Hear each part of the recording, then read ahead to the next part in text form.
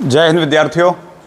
आज से जैसा कि अभी तक ज्योग्राफी में आप पढ़ते चले आ रहे थे, उसी के आगे की सीरीज़ में मैं देने की कोशिश कर रहा हूँ। आज हम अर्थ के विषय में विस्तार से पढ़ेंगे। अर्थ के विषय में विस्तार से जब पढ़ना है तो थोड़ा सा अर्थ के बारे में एक आउटलाइन लेना ज़रूरी है विद्यार्थियों।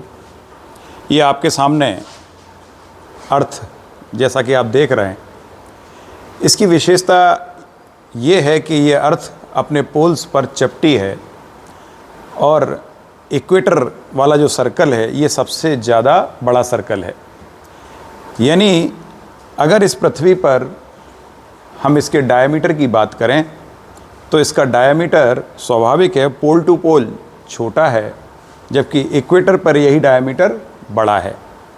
तो दोनों के डायमीटर में जो डिफरेंस है, हमने बचपन में काफ़ी पढ़ा था कि 12,756 किलोमीटर का हमारा इक्वेटोरियल डायमीटर होता है। पृथ्वी का व्यास 12,756 किलोमीटर का होता है। तो ये जो 12,756 हमने पढ़ा है ये इक्वेटोरियल है। लेकिन अगर हम उत्तरी ध्रुव से दक्षिणी ध्रुव की बात करें, इन दोनों पोल को मिलाते हुए अगर एक लाइन खींचें तो वो पोलर डायमीटर कहलाता है और वो होता है 12,714 किलोमीटर का। तो परीक्षा में आपसे प्रश्न पूछा जाता है कि पृथ्वी के इक्वेटोरियल डायमीटर और पोलर डायमीटर में कितना डिफरेंस होता है। तो अगर आपको पता है कि पोलर डायमीटर का मतलब है पोल टू पोल, यहाँ से लेके यहाँ तक की डिस्टेंस अगर कवर करें अंदर तक, यहाँ से एक रॉड अंदर डालें और यहाँ तक उत्तरी ध्रुव से निकाल कर दक्षिणी ध्रुव तक जाए, तो ये लंबाई कितनी होगी? तो ये है 12,714 किलोमीटर। और अगर इक्वेटर से एक रॉड अंदर घुसाएं और ठीक पीछे इक्वेटर पे निकाली जाए, इसकी अगर हम लंबाई लें तो ये है 12,756 किलोमीटर। तो स्वाभाविक है दोनों में 42 किलोमीटर का अंतर है। तो परीक्षा में अगर प्रश्न आए कि इक्वेटोरियल और पोलर डायमीटर में कितना अंतर है तो आप कहेंगे 42 किलोमीटर। इक्वेटोरियल और पोलर रेडियस में कितना अंतर है तो आप कहेंगे 21 किलोमीटर। रेडियस डायमीटर की आधी होती है। तो इस प्रकार से आप बड़े आराम से बता सकते हो। अब अगली बात मैं कर रहा हूं कि पृथ्वी जब घूमती है अपने चारों ओर, तो घूमते हुए सामान्य तौर पर हम कहते हैं पृथ्वी को 24 घंटे लगते हैं अपना एक चक्कर लगाने में। इस तरह से अपना एक पूरा चक्कर कंप्लीट करेगी पृथ्वी तो उसको कितना समय लगता है? 24 घंटे। लेकिन विद्यार्थियों, ये पृथ्वी का घूमना भी दो प्रकार का होता है। एक होता है 360 डिग्री घूमना। 360 डिग्री का मतलब है अगर यहाँ से स्टार्ट हुई वापस यहीं पर आ जाए, जहाँ से स्टार्ट हुई वहीं आ जाए वापस, तो 360 डिग्री।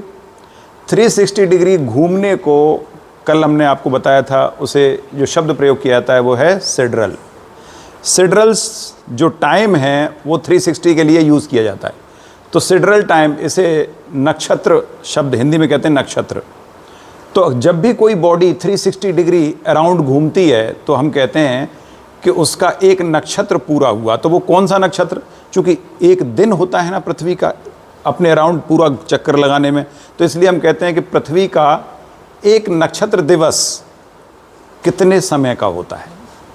तो ये नक्षत्र दिवस कहलाएगा इसका। यहाँ से लेके 360 वापस यहीं तक आने में, पृथ्वी को घूमने में जितना समय लगता है वो सिड्रल डे अथवा नक्षत्र दिवस के नाम से जाना जाता है। तो परीक्षा में प्रश्न आता है कि पृथ्वी का नक्षत्र दिवस कितने समय का होता है। तो ये नक्षत्र दिवस को हम कैसे काउंट करेंगे विद्यार्थियों? यही नक्षत्र दिवस हमारा है 23 घंटे 56 मिनट और 4 सेकंड। 23 घंटे 56 मिनट और 4 सेकंड। इसी नक्षत्र दिवस से सारी चीज़ें क्लियर होती हैं। यही पृथ्वी का एक दिन माना जाता है। इसे कहते हैं सिड्रल डे, इंग्लिश में बोलेंगे सिड्रियल डे। और दूसरा होता है सौर दिवस। सौर दिवस का मतलब होता है कि पृथ्वी,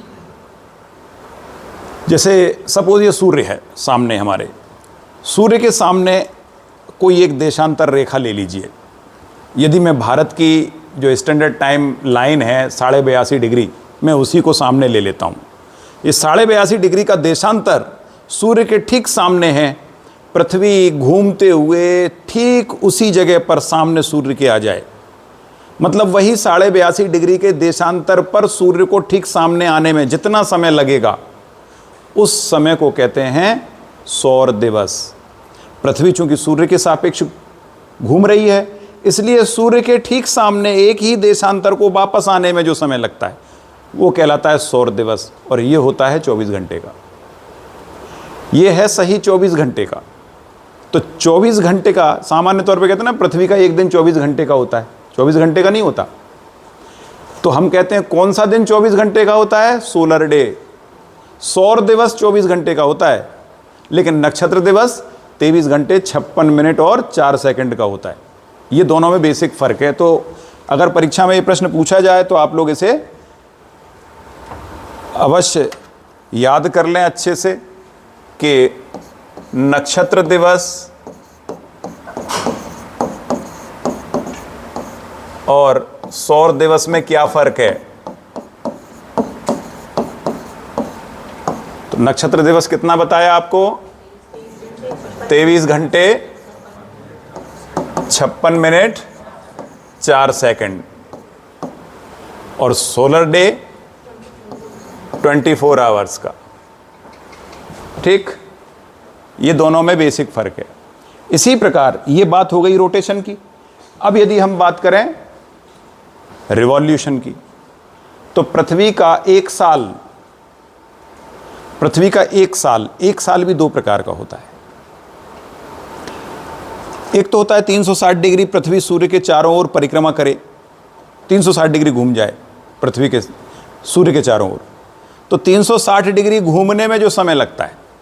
और दूसरा होता है कि चूंकि सूर्य पृथ्वी के सापेक्ष कभी मैक्सिमम कर्क रेखा तक तो कभी मैक्सिमम मकर रेखा तक उतरता है नीचे, क्योंकि पृथ्वी 23.5 डिग्री अपने अक्ष पर झुकी हुई है। 23.5 डिग्री झुकाव होने के कारण ये पृथ्वी, अगर मैं इसको सीधा ऐसे रखूं तो आप देख रहे हैं ये टिल्टेड है इधर की तरफ। तो ये कितनी टिल्टेड है? 23.5 डिग्री। इसीलिए सूर्य का प्रकाश जब सीधा पृथ्वी पर पड़े, 90 डिग्री का एंगल बनाए, तो वो पृथ्वी के केवल किस भाग में बना सकता है? 23.5 ऊपर या 23.5 नीचे मैक्सिमम। अब ये पृथ्वी अगर इधर की तरफ झुकी हुई है तो सूर्य का प्रकाश उत्तरी गोलार्ध में ज़्यादा है, दक्षिणी गोलार्ध में कम है। अगर यही स्थिति उल्टी हो जाए, ऐसी हो जाए, तो हम क्या कहेंगे? सूर्य का प्रकाश दक्षिणी गोलार्ध में ज़्यादा है, उत्तरी गोलार्ध में कम। तो प्रश्न उठता है कि ऐसी स्थिति अगर हो गई तो सूर्य का सामना पृथ्वी के जिस अक्षांश से होता है उसे कहते हैं मकर रेखा, नीचे वाले अक्षांश पे। इस समय सूर्य ठीक यहाँ पर चमक रहा है, तो ये मकर रेखा है। और अगर मैंने कहा यही स्थिति ऐसी हो जाए तो सूर्य की स्थिति क्या है? सूर्य कहाँ चमक रहा है? उत्तरी गोलार्ध में जिस अक्षांश पर सीधा सूर्य चमकता है, या सूर्य का प्रकाश बिल्कुल 90 डिग्री का एंगल बनाता है जिस अक्षांश पर, लैटिट्यूडिनल लाइन पर, उस लाइन को कहते हैं कर्क रेखा, ट्रॉपिक ऑफ कैंसर। तो ये ट्रॉपिक ऑफ कैंसर ऊपर, ट्रॉपिक ऑफ कैप्रिकॉर्न नीचे, 23.5 डिग्री ऊपर नीचे।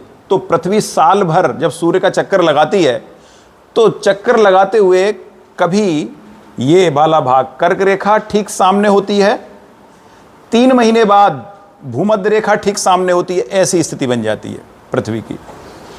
अगले 3 महीने बाद ऐसी स्थिति बन जाती है, और अगले 3 महीने बाद फिर ऐसी स्थिति बनेगी कि इक्वेटर फिर सामने आ जाएगा, और अगले 3 महीने बाद फिर कर्क रेखा सामने आ जाएगी। ऐसे करके 3-3 महीने का अंतर होता है, और ये पूरा 1 साल हो जाता है। तो साल भर में सूर्य की स्थिति पृथ्वी के सापेक्ष 4 बार चेंज होती है मोटा मोटी तौर पर।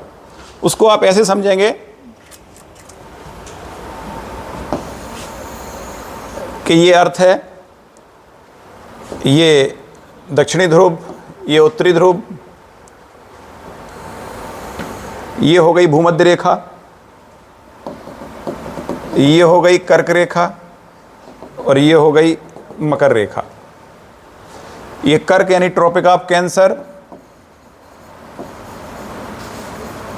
ये कैप्रिकॉर्न, ये इक्वेटर। ये 3 रेखाएं। सूर्य की स्थिति ये है, मान लीजिए सूर्य यहां उग रहा है, ये सूर्य है। इस समय सूर्य भूमध्य रेखा पर है। 3 महीने बाद सूर्य पहुंच जाएगा कर्क रेखा पर। फिर 3 महीने बाद सूर्य वापस आएगा, फिर से इक्वेटर पे आएगा, फिर 3 महीने बाद कैप्रिकॉर्न पे पहुंचेगा, और फिर 3 महीने बाद कैप्रिकॉर्न से इक्वेटर पे आ जाएगा। इस तरह से एक पूरी परिक्रमा होती है सूर्य की। चूंकि परिक्रमा सूर्य नहीं करता, सूर्य तो परिक्रमा पृथ्वी करती है, लेकिन चूंकि हम पृथ्वी पर हैं इसलिए हम मान लेते हैं अपने आप को स्थिर, और सूर्य चलायमान हो जाता है। आप अगर बस में बैठे हो तो बस में आप अपने आप को क्या दौड़ता हुआ महसूस करते हो? आप अपने आप को स्थिर महसूस करते हो। इसीलिए तो पेड़ चलते हुए दिखाई देते हैं। आइंस्टीन का सापेक्षिकता का सिद्धांत यही कहता है, जो प्रिंसिपल ऑफ रिलेटिविटी है आइंस्टीन का, वो यही कहता है कि 2 चीज़ें एक दूसरे के सापेक्ष गतिमान होती हैं। यदि आप अपने आप को स्थिर मान लोगे तो दूसरा गतिमान है, दूसरे को स्थिर मान लोगे तो हम गतिमान हैं। और दोनों भी गतिमान हो सकते हैं, लेकिन एक के सापेक्ष दूसरा हमेशा गतिमान होता है। तो ठीक वही चीज़ है पृथ्वी के साथ, पृथ्वी और सूर्य के साथ। चूंकि पृथ्वी पर हम स्थित हैं इसीलिए तो पृथ्वी के घूर्णन का हमको पता नहीं चलता। पृथ्वी इतनी तेज गति से घूमती है, हमें एहसास होता है क्या इस बात का? नहीं, हमें पता भी नहीं चलता कि पृथ्वी घूम रही है। हम तो वही हैं। हम कहते हैं पृथ्वी घूम रही है तो हम गिरे क्यों नहीं? कई बार ऐसा मन में प्रश्न उठता है कि अगर ये पृथ्वी ऐसी है और ये घूम रही है ऐसे करके, तो बोले साहब जो लोग यहां हैं वो नीचे क्यों नहीं गिर रहे? जो यहां हैं उन्हें नीचे गिर जाना चाहिए। ऐसा क्यों नहीं हो रहा है ऐसा? क्योंकि जो यहां है वो अपने आप को ऐसा महसूस करता है। जो यहां है, ऑस्ट्रेलिया में जो व्यक्ति है वो अपने आप को ऐसा महसूस करता है। जो यहां है वो अपने आप को ऐसा महसूस करता है। सारे पृथ्वी से चिपके हुए हैं, क्योंकि पृथ्वी का गुरुत्वाकर्षण बल किसी को गिरने नहीं देगा। आप जहां हो वहीं रहोगे। और पृथ्वी कोई छोटा मोटा ऑब्जेक्ट तो है नहीं जो आप बोले यहां खड़े होकर देख लें कि ये इधर नीचे कहां जा रही है। ऐसा तो हो नहीं सकता। सोचिए जरा, अगर आप यहां खड़े हो जाओ तो मन होगा ना ऐसा, यार यहां खड़े हो गए तो इधर नीचे ये कहां जाएंगे, हम ऐसे करके झांक लें क्या? तो इतना छोटा ऑब्जेक्ट थोड़ी है कि छोटी सी बॉल के ऊपर आपको खड़ा कर दिया गया है। ये ऑब्जेक्ट बहुत बड़ा है, इतना बड़ा कि अगर आप इसके पार देखना भी चाहें तो आप अधिक से अधिक क्या देख सकते हो? शाम के टाइम और सुबह के टाइम जो सूर्योदय होता है, तो सूर्योदय जहां से होता है लगता है कि यही क्षितिज का एंड है, और जहां सूर्य डूबता है लगता है ये क्षितिज का अंत है। तो हम कहते हैं कि यार ये जो आसमान है ना, ये एक कटोरे के जैसा है। जैसे ऊपर से कोई कटोरा हमारे ऊपर ऐसे रख दिया हो, और फिर बादलों का कटोरा या आसमान का कटोरा यहां से शुरू होता है और यहां तक जाता है। जबकि सूर्य के पीछे, जहां सूर्य डूबता हुआ दिखाई देता है, उसके पीछे अंतरिक्ष कहां तक है आप कल्पना भी नहीं कर सकते। लेकिन चूंकि हम देख ही उतना सकते हैं, हमें एहसास केवल उतना ही होता है कि सूर्य के जस्ट पीछे दीवार है कोई, जहां वो डूब रहा है, एक अंतरिक्ष की दीवार। इसीलिए तो उगता और डूबता सूरज आपको बड़ा दिखाई देता है। कभी आपने देखा, महसूस किया कि उगता और डूबता सूरज बहुत बड़ा दिखाई देता है, लेकिन जैसे ही सूर्य सामने होता है ऊपर तो वो छोटा हो जाता है। इस बात का एहसास किया कि नहीं आपने? कभी चंद्रमा को देखिए आप, अगर चलो सूर्य को तो नहीं देख सकते आप, दिक्कत होगी, देख चंद्रमा को देख सकते हो। चंद्रमा जब उगता है तब देखिए आप, उसका आकार इतना बड़ा होता है, और जैसे ही चंद्रमा ऊपर आ जाता है छोटा हो जाता है। ऐसे कैसे? क्या अपना रूप बदल लेता है? क्या अपने आकार को छोटा बड़ा कर लेता है? ना, आकार उतना ही रहता है। फिर छोटे बड़े क्यों दिखाई देते हैं? प्रश्न है ना, छोटे बड़े क्यों दिखाई देते हैं? ये ठीक वैसे ही है जैसे दीवार पर टंगी हुई सीनरी। दीवार पर कोई सीनरी देखिए टंगी हुई, जितनी बड़ी दिखाई देती है, अगर मैं उसी स्थान पर दीवार को पीछे कर दूं और सीनरी वहीं टंगी रह जाए तो सीनरी छोटी दिखाई देगी। बात समझ में आई? कोई भी हवा में लटकी हुई वस्तु छोटी दिखती है, अगर उसके पीछे का जो बैकग्राउंड है वो बहुत दूर हो तो वो छोटी नजर आएगी, और अगर वो पास में हो तो वही चीज बड़ी नजर आती है। तो जब सूर्य डूबता है और अस्त होता है तो हमें ऐसा लगता है कि क्षितिज का वहां एंड हो रहा है, उसके जस्ट पीछे अंतरिक्ष की का छोर है, दीवार है, और उसी पे सूर्य लटका हुआ है, ऐसा लगता है हमको। लेकिन जब हम आसमान में देखते हैं तो चूंकि आसमान में हमें ऐसा लगता है कि सूर्य लटका हुआ है और अंतरिक्ष बहुत ऊपर है, इसलिए सूर्य में छोटा दिखाई देता है। मतलब ये सिर्फ आंखों का एक भ्रम है, हकीकत में ऐसा नहीं होता। हकीकत में सूर्य उगते समय भी उतना ही बड़ा है और दिन के 12 बजे भी उतना ही बड़ा है, दोनों में कोई फर्क नहीं। लेकिन ये सिर्फ हमको एक भ्रम होता है, इसको दृष्टि भ्रम कहते हैं। तो ऐसी स्थितियां निर्मित होती हैं। ये नेचर है, नेचर ने पता नहीं कितनी चीज़ें ऐसी छोड़ रखी हैं जिन पर आप शोध करते करते थक जाओगे, लेकिन नेचर के रहस्यों का पता आज भी बहुत सारे रहस्य ही बने हुए हैं, अनसुलझे हैं। तो विद्यार्थियों, तो जब मैंने कहा कि सूर्य जब पृथ्वी के सापेक्ष गति करता है, तो हमने क्यों मान रहे हैं सूर्य गति करता है? क्योंकि हमने अपने आप को स्थिर मान लिया है पृथ्वी पर, और हमने मान लिया पृथ्वी नहीं घूम रही, सूर्य घूम रहा है। तो हर समय क्या लगता है, चूंकि हम तो इस पे स्थिर बैठे हुए हैं पृथ्वी पर और सूर्य यहां है, तो हम कहते हैं कि सूर्य उगता है और डूबता है। लेकिन हकीकत क्या है? ना सूर्य उगता ना डूबता, सूर्य तो जहां है वहीं रहता है, बस पृथ्वी घूम रही है। तो इसलिए पृथ्वी हमको कभी सूर्य के अपोजिट ले जाती है, कभी सूर्य के सामने ले आती है। सामने ले आती है तो सूर्योदय हो गया, सुबह हो गई, पीछे ले गई पृथ्वी तो शाम हो गई। सूर्य अपनी जगह, सूर्य कहीं नहीं जाता। अगर स्थिति बदलती है तो हमारी बदलती है। लेकिन फिलहाल पढ़ने के लिए अपन ये मान लेते हैं कि पृथ्वी स्थिर है और सूर्य गतिमान है। तो सूर्य की स्थिति इक्वेटर पर, ये इक्वेटर है भूमध्य रेखा, इक्वेटर पर सूर्य कब कब होता है? 23 मार्च, 21 मार्च और 23 सितंबर। 21 मार्च और 23 सितंबर को सूर्य इक्वेटर पे होता है। तो देखिए, ये सूर्य की स्थिति है 21 मार्च को। 3 महीने बाद सूर्य अधिकतम कहां पहुंचेगा? ट्रॉपिक ऑफ कैंसर यानी कर्क रेखा पर।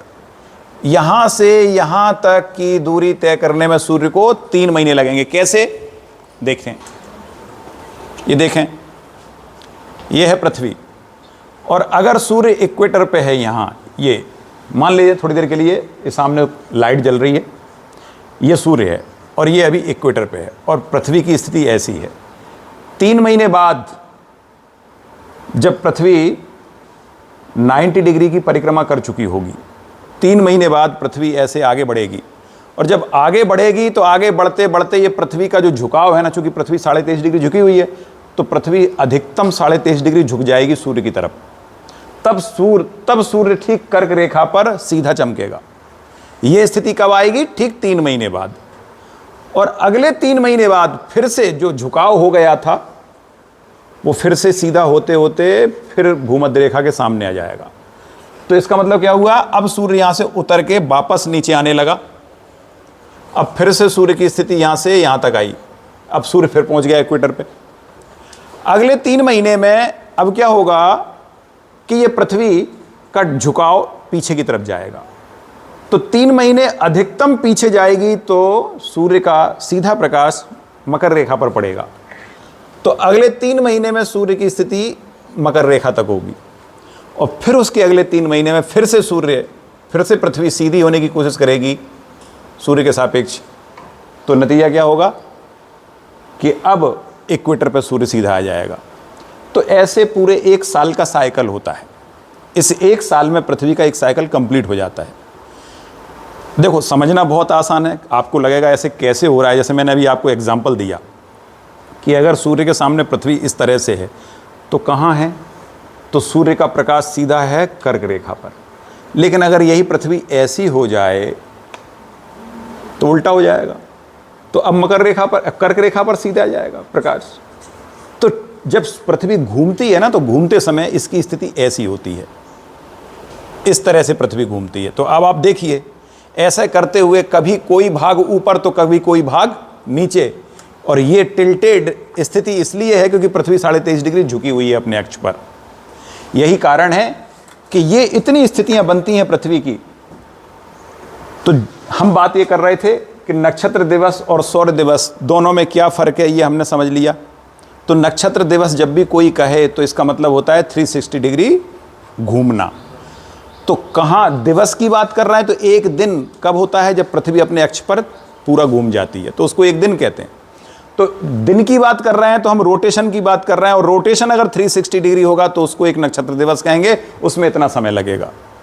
और अगर हम सौर दिवस की बात कर रहे हैं तो इसका मतलब ये हुआ कि सूर्य जिस देशांतर पर सामने था वही देशांतर फिर से सामने आ जाए। जैसा मैंने उदाहरण दिया था कि अगर 82.5 डिग्री भारत का देशांतर जो 82.5 डिग्री का है, अगर वो सूर्य के ठीक सामने है तो पृथ्वी पूरा चक्कर लगाने के बाद वापस वही 82.5 डिग्री देशांतर सूर्य के ठीक सामने आए, इसमें जितना समय लगता है उसमें समय थोड़ा सा ज़्यादा लगता है, लगभग 4 मिनट का अंतर आ जाता है। तो 24 घंटे का सौर दिवस यानी सोलर डे होता है। और यदि हम बात करें पूरे 1 साल की, तो 1 साल का मतलब होता है पृथ्वी सूर्य के चारों ओर घूमने में जितना समय लेती है। तो यहां भी 2 प्रकार से होगा। एक होगा 360 डिग्री घूमने में जो समय लगता है। तो 360 डिग्री घूमने को क्या कहते हैं हम? अगर पृथ्वी 360 डिग्री घूम जाए तो उसे कहते हैं सिड्रल। ये बताया ना, नक्षत्र या सिड्रल। चूंकि एक पूरा चक्कर लगा रही है सूर्य के चारों ओर तो उसको कहते हैं 1 साल। तो ये कहलाएगा नक्षत्र वर्ष अथवा सिड्रल ईयर। तो सूर्य जब पृथ्वी सूर्य के चारों ओर 360 डिग्री घूम जाती है तो ये नक्षत्र वर्ष कहलाता है। और पृथ्वी का जो नक्षत्र वर्ष है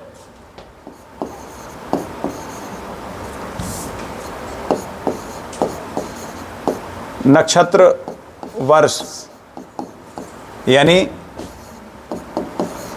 सिड्रियल ईयर, सिड्रियल ईयर, इसकी टाइमिंग होती है 365 दिन 6 घंटे और 9 मिनट और लगभग 9 सेकंड, इतना टाइम होता है। 365 दिन 6 घंटे 9 मिनट 9 सेकंड का समय लगता है पृथ्वी को 360 डिग्री सूर्य के चारों ओर घूमने में, इसलिए इसे कहते हैं नक्षत्र वर्ष। और अगर पृथ्वी किसी एक अक्षांश से, मान लो कर्क रेखा से वापस कर्क रेखा पर पहुंचे सूर्य ठीक सामने, जैसा अभी मैंने दिखाया कि अगर 21 जून को सूर्य कर्क रेखा पर सीधा चमक रहा था तो यहां से 3 महीने बाद 23 सितंबर को सूर्य इक्वेटर पे होगा। 21 जून से 23 सितंबर को सूर्य इक्वेटर पे होगा। फिर 23 सितंबर से 3 महीने बाद सूर्य 22 दिसंबर को मकर रेखा पर होगा। फिर 22 दिसंबर के बाद 3 महीने बाद सूर्य फिर से इक्वेटर पे पहुंचेगा। इस तरह से ये पूरी परिक्रमा होती है सूर्य की। ये 1 साल का पूरा पीरियड है। तो इस 1 साल के पीरियड में मैंने बोला कि अगर सूर्य कर्क रेखा से, मतलब सूर्य का अगर मोशन पृथ्वी के सापेक्ष देखें तो जब कर्क रेखा पर सीधा चमक रहा था, दोबारा फिर से कर्क रेखा पर सीधा चमके, तो इस स्थिति को हम कहते हैं, फिर ये कहलाएगा सौर वर्ष। ये नक्षत्र वर्ष था, नक्षत्र वर्ष इतने समय का था, तो सौर वर्ष कितने समय का, 1 साल कितने समय का, इसको कहते हैं साइनोडिक ईयर। ये कहलाता है साइनोडिक ईयर इंग्लिश में। तो ये अवधि होती है 365 दिन 5 घंटे 48 मिनट और 46 सेकंड, ये टाइम पीरियड होता है। पृथ्वी का एक साइनोडिक वर्ष, साइनोडिक ईयर मींस किसी एक अक्षांश से चलना शुरू करे सूर्य, वापस उसी अक्षांश पर आ जाए, तो इसमें जितना समय लगता है। कर्क रेखा से चला, ये पूरी अवधि कर्क रेखा से शुरुआत हुई, ये कर्क रेखा से शुरुआत हुई, 3 महीने बाद इक्वेटर पे गया, अगले 3 महीने बाद कैप्रिकॉर्न पे गया, अगले 3 महीने बाद फिर इक्वेटर पे गया, अगले 3 महीने बाद फिर से कैंसर पे गया। तो ये अवधि हो गई 1 साल की। तो इस 1 साल को साइनोडिक ईयर कहते हैं। एक अक्षांश से चलना और वापस उसी अक्षांश पर आना, इसे साइनोडिक ईयर। एक देशांतर से चलना और वापस उसी देशांतर पर आना, इसे क्या कहते हैं? ये देशांतर से, नक्षत्र तो 360 डिग्री है, मैंने पहले ही बोला 360, नक्षत्र के लिए हमेशा 360 डिग्री प्रयोग करेंगे। सिड्रल डे या सिड्रल ईयर कभी भी कहेंगे तो 360 डिग्री घूमने में। लेकिन मैं कह रहा हूं एक अक्षांश से सूर्य का प्रकाश, सूर्य जब सीधा चमकता है किसी अक्षांश पर, वापस उसी अक्षांश पर सीधा चमकने में उसे जितना समय लगेगा, यह समय कहलाएगा पूरा एक साल। कौन सा साल? वो है साइनोडिक ईयर या सौर वर्ष, सौर वर्ष या साइनोडिक ईयर। और 360 घूमने में जितना समय लगता है उसे कहते हैं नक्षत्र वर्ष या सिड्रल ईयर। तो ये साइनोडिक और सिड्रल में बस यही फर्क है। ये हो गया सौर वर्ष, इसको इंग्लिश में कहते हैं साइनोडिक।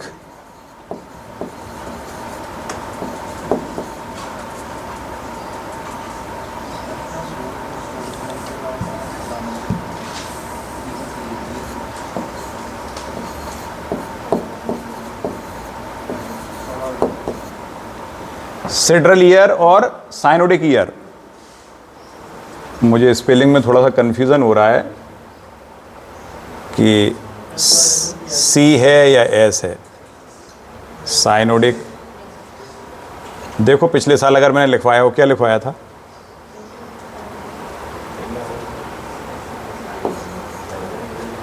साइनोडिक, शायद सी होना चाहिए। देखो सी या एस है, जो भी है, तो मैं थोड़ा कंफ्यूज हो रहा हूं। तो साइनोडिक ईयर और सिड्रल ईयर, यही दोनों में जो बेसिक फर्क है। अब आप देखिए सिड्रल और साइनोडिक ईयर का जो फर्क है कितने मिनट का है?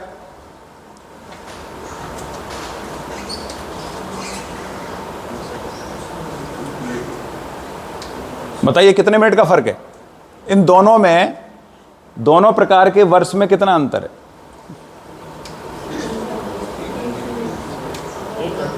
हाँ, 1 घंटा कहाँ लग रहा है?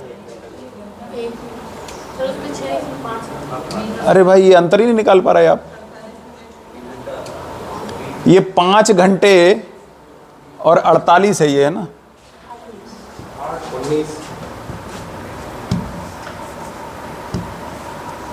अरे यार,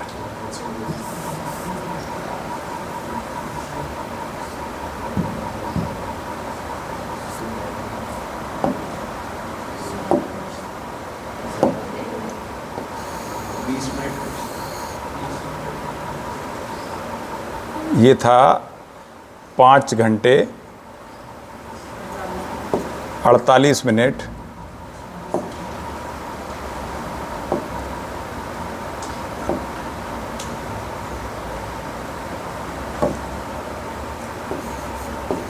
48 मिनट और 46 सेकंड। अब बताइए जरा आप, कितना फर्क हुआ? लगभग 20 मिनट का। तो ये परीक्षा के लिए प्रश्न बन गया कि सिड्रल ईयर और साइनोडिक ईयर में कितना फर्क होता है, नक्षत्र वर्ष और सौर वर्ष में कितना अंतर होता है? 20 मिनट का। और ये 20 मिनट का अंतर कब देखने को मिलता है? विद्यार्थियों, हमारा केवल एक ही त्योहार है जहां ये अंतर हमें समझ में आता है, वो है मकर संक्रांति। मकर संक्रांति हर साल 20 मिनट आगे बढ़ जाती है इसी कारण से, क्योंकि मकर संक्रांति का सीधा संबंध किस बात से है? मकर संक्रांति का सीधा संबंध इस बात से है कि मकर रेखा से सूर्य की गति शुरू होती है और वापस सूर्य को मकर रेखा तक आने में जो समय लगता है वही तो साइनोडिक ईयर है। और वो साइनोडिक ईयर 20 मिनट एक्स्ट्रा टाइम लेता है। इसीलिए मकर संक्रांति हर साल हमारे कैलेंडर के हिसाब से 20 मिनट आगे बढ़ जाती है। 2008 तक मकर संक्रांति 14 तारीख की थी। अब यदि एक साल में 20 मिनट का अंतर आता है तो 72 साल में 24 घंटे का अंतर आ जाएगा। ये बात क्लियर हुई? एक साल में 20 मिनट तो 3 साल में 1 घंटा, 3 साल में 1 घंटा तो 72 साल में 24 घंटे। तो 72 साल में मकर संक्रांति एक दिन आगे बढ़ जाती है। इसीलिए 2008 के बाद से मकर संक्रांति 15 तारीख को शुरुआत हो गई। अब मकर संक्रांति की शुरुआत 15 तारीख से होती है 2008 के बाद से। मकर संक्रांति प्रवेश कर चुकी है 2015 में, 2008 से 15 तारीख में प्रवेश कर चुकी है। और ये कब तक रहेगा? अगले 72 साल तक, यानी 2080 तक। 2080 तक अब मकर संक्रांति 15 तारीख की होगी और 80 के बाद न तुम रहोगे न हम। फिर हमारी जो पीढ़ियां होंगी वो मकर संक्रांति 16 जनवरी को मनाएंगी। क्लियर हुआ? तो अगर कोई अब आपसे पूछे यार ये क्या बात हुई, बुजुर्ग आपसे कह सकते हैं कि हमारे समय में तो मकर संक्रांति 14 तारीख को मनती थी, अब 15 को मनने लगी, ये पता नहीं क्या हो रहा है। तो उनको समझाना आपके लिए अब कठिन नहीं है। तो आप उनको बता सकते हो कि साइनोडिक ईयर और सिडरल ईयर में जो फर्क होता है ना 20 मिनट का, ये हर बार हर साल 20-20 मिनट जुड़ते चले जाते हैं। और कैलेंडर में 72 साल के बाद 24 घंटे का फर्क आ जाता है मकर संक्रांति में। इसलिए 2080 के बाद की जो मकर संक्रांति होगी ना वो 16 तारीख को मनाई जाएगी, और 2008 के बाद की मकर संक्रांति 15 तारीख को मनने लगी। फिर वो कहेंगे तो फिर कुछ लोग 14 को मना रहे हैं, कुछ लोग 15 को, ऐसा क्यों? तो बोलना सही बात है। 14 तारीख के रात के 12 बजे के बाद मकर संक्रांति 15 तारीख में प्रवेश करी है। कब? 2008 से। तो अभी 2008 से 2024 16 ही साल हुए हैं ना। तो इन 16 साल में कितना प्रवेश कर चुकी है मकर संक्रांति? भैया 12 बजे से लेके अभी 6 बजे हैं, 16 ही साल हुए हैं ना। तो इसीलिए जो 16 साल का पीरियड है वो प्रवेश कर चुका है। जैसे जैसे आगे बढ़ते जाएंगे वैसे वैसे मकर संक्रांति पूरी तरह से 15 तारीख में कन्वर्ट हो जाएगी। बात समझ में आई? शुरू के 12 घंटे, 72 साल में 24 घंटे का फर्क आना है, तो 36 साल में 12 घंटे का फर्क आएगा। जैसे ही 12 घंटे कंप्लीट हो जाएंगे तो फिर मकर संक्रांति पूरी तरह से 15 तारीख में सभी को दिखने लगेगी। तो 36 साल लगेंगे, 2008 से 36 यानी 2044। 2044 के बाद मकर संक्रांति पूरी तरह से 15 को ही मनाई जाएगी। तो ये फर्क रहेगा। तो आपको अब क्लियर हो जाना चाहिए कि मकर संक्रांति क्यों आगे बढ़ रही है साल दर साल। तो आप कहेंगे सिडरल ईयर और साइनोडिक ईयर में जो फर्क होता है, नक्षत्र वर्ष और सौर वर्ष में 20 मिनट का फर्क होता है हर साल, इसीलिए ये 20 मिनट मकर संक्रांति हर साल आगे की ओर शिफ्ट हो जाती है। क्लियर है? तो विद्यार्थियों, इस प्रकार हमने ये जानने की कोशिश की। अब मैंने कहा कि पृथ्वी अपना एक सूर्य के सापेक्ष जो स्थिति मैंने आपको पृथ्वी की बताई, तो आपको 4 तिथियां याद रखनी है और 3 ही मुख्य रेखाएं हैं जिनके बारे में आपको याद रखना है अच्छे से। इक्वेटर, कैंसर और कैप्रिकॉर्न, यही 3 रेखाएं हैं, अक्षांश रेखाएं या 3 सर्कल पृथ्वी के। ये रेखाएं सीधी रेखा नहीं है, ये सर्कल हैं, गोल सर्कल है। पृथ्वी गोल है ना। अब चूंकि बोर्ड पर दिखाएंगे तो कैसे दिखाएंगे? बोर्ड पर 3D इमेज तो हम दिखा नहीं सकते, तो 2D दिखा रहे हैं आपको। 2D इमेज 2 डायमेंशनल है, लंबाई और चौड़ाई, ये गहराई नहीं है ना। गहराई के लिए मुझे पृथ्वी को आपके सामने लाना पड़ेगा, तब आपको समझ में आएगा कि इक्वेटर की अगर मैं बात कर रहा हूं तो मैं पूरे सर्कल की बात कर रहा हूं। कैंसर की बात कर रहा हूं तो 23.5 डिग्री ऊपर आके ये कैंसर की बात कर रहा हूं। कैप्रिकॉर्न की बात कर रहा हूं तो 23.5 डिग्री नीचे जाके इस सर्कल की बात कर रहा हूं, और यही मैंने सीधी रेखा के रूप में खींच दिए। अब देखिए, आपको इसमें क्या याद रखना होगा कि सूर्य भूमध्य रेखा पर साल में 2 बार बिल्कुल सीधा चमकता है, और वो 2 तिथियां कौन सी हैं? 21 मार्च और 23 सितंबर। 3-3 महीने का फर्क आपको करना है, बस 3-3 महीने का फर्क। 21 मार्च के बाद अगले 3 महीने में सूर्य पहुंचेगा इक्वेटर से कैंसर पे। 3 महीने लगेंगे यहां से यहां तक जाने में। तो ये 3 महीने की यात्रा जब पूरी करेगा तो 21 जून को वो 3 महीने पूरे हो जाएंगे। 21 जून को सूर्य कर्क रेखा पर सीधा चमकेगा। हम लोग भोपाल में बैठे हैं, भोपाल में लगभग कर्क रेखा पर है भोपाल, और जब सूर्य आपके सर के ऊपर आएगा तो कब आएगा? जून में। ये देखिए सूर्य सामने कब है? 21 जून को। तो अगर आप चाहते हो कि आपके सर के ऊपर सूर्य देखना चाहते हो, ऐसे सर उठाओ और सूर्य दिख जाए ऊपर 12 बजे, तो ये केवल 21 जून को होगा। ये केवल 21 जून को होगा, बाकी समय एग्जैक्ट ऊपर नहीं होगा सूर्य, थोड़ा टिल्टेड होगा। कितना टिल्टेड? अगर 21 जून के बाद सूर्य की स्थिति की बात करें तो सूर्य नीचे उतरना शुरू कर देगा, नीचे उतरेगा, और 3 महीने लगेंगे उसको 21 जून से अगले 3 महीने तक, 23 सितंबर तक आते आते। तो 23 सितंबर को सूर्य फिर से इक्वेटर पर पहुंच जाएगा। अब यहां की परिस्थितियां देखिए आप, इन्हें किस नाम से जाना जाएगा? इनको समझने की कोशिश करो। सबसे पहले 21 जून की जो स्थिति है उसको आप समझेंगे कि 21 जून को सूर्य कर्क रेखा पर था, बिल्कुल सीधा चमक रहा था। जब सूर्य, मैंने कहा, इक्वेटर से ऊपर गया तो अधिकतम कितना ऊपर जा सकता है? केवल कर्क रेखा तक, इसके ऊपर तो नहीं जा सकता ना, क्योंकि पृथ्वी 23.5 डिग्री ही झुकी हुई है, इससे ज़्यादा झुकी नहीं है। तो सूर्य सीधा चमकेगा एक कैंसर तक, यानी कैंसर कैप्रिकॉर्न के बीच में सूर्य आपको 2 बार साल में सीधा चमकता हुआ दिखाई देगा। 2 बार। क्यों 2 बार? जैसा मैंने अभी कहा कि अगर यहां से चलना शुरू करे मकर रेखा से और कर्क रेखा तक जाए तो इक्वेटर को 1 बार क्रॉस करेगा ना, और वापस कैंसर से कैप्रिकॉर्न पे आए तो फिर 1 बार क्रॉस करेगा, तो 2 बार सूर्य इक्वेटर से होकर गुजरेगा। इसी प्रकार बीच में जो भी अक्षांश रेखाएं हैं, अगर मैं 20 डिग्री अक्षांश की बात करूं, सपोज ये 20 डिग्री अक्षांश है, तो जब सूर्य ऊपर जा रहा होगा तो 20 डिग्री अक्षांश से होकर जाएगा ना, तभी तो 23.5 अक्षांश कर्क रेखा पर पहुंचेगा। और जब कर्क रेखा से नीचे उतरेगा तो फिर इससे होकर जाएगा, तो 2 बार जाएगा। तो परीक्षा में ये प्रश्न पूछा जाता है कि कर्क रेखा और मकर रेखा के बीच किसी भी अक्षांश पर सूर्य कितने बार सीधा चमकता है? तो आप कहेंगे 2 बार। और कर्क और मकर रेखा पर कितने बार सीधा चमकेगा? तो आप कहेंगे 1 बार, क्योंकि ये उसकी अंतिम स्थिति है। 1 बार कर्क रेखा पर आ जाएगा तो दोबारा कर्क रेखा पर 1 साल बाद ही आएगा। फिर बात समझ में आई? कर्क रेखा पर 2 बार नहीं जा सकता ना सूर्य, 1 ही बार पहुंचेगा, अधिकतम स्थिति के बाद नीचे उतरना शुरू कर देगा। तो विद्यार्थियों, कर्क रेखा पर सूर्य 1 बार पहुंचेगा साल में, और फिर 1 साल बाद रिपीटेशन होगा इसका।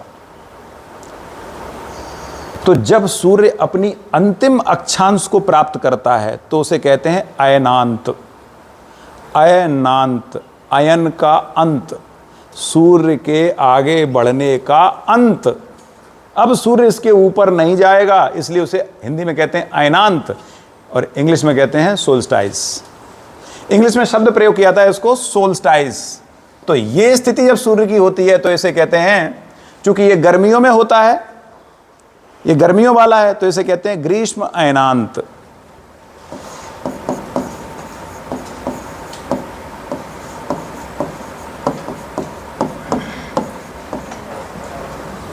Means summer solstice. Summer solstice. और जब यही स्थिति कर्क रेखा पर होगी तो इसे कहेंगे शीत अयनांत। सूर्य का अंत यहां पर होगा नीचे मकर रेखा पर, तो इसे कहेंगे शीत अयनांत।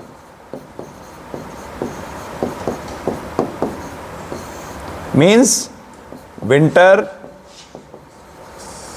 सोल्स्टाइस।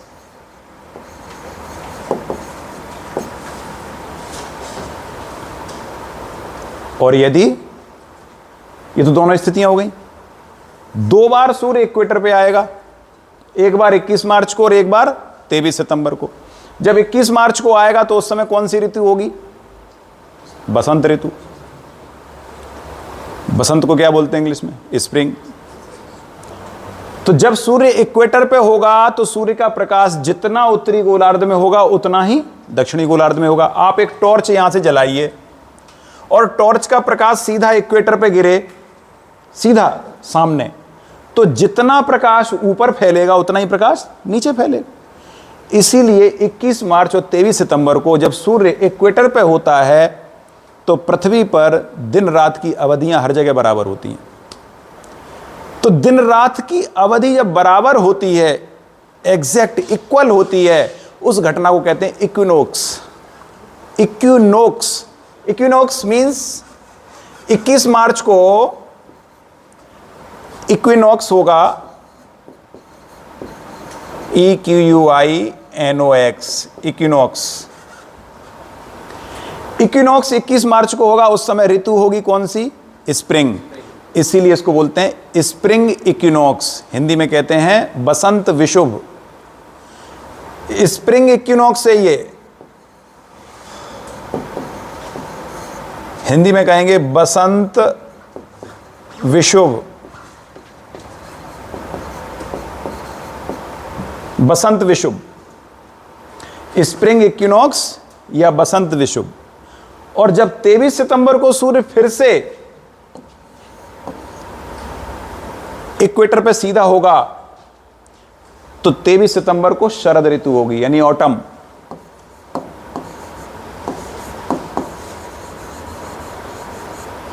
ऑटम इक्विनॉक्स,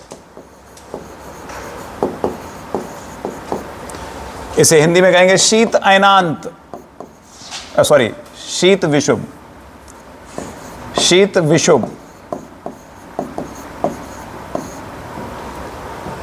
तो 2 विषुब होते हैं साल में, शीत विषुब 23 सितंबर को और बसंत विषुब 21 मार्च को।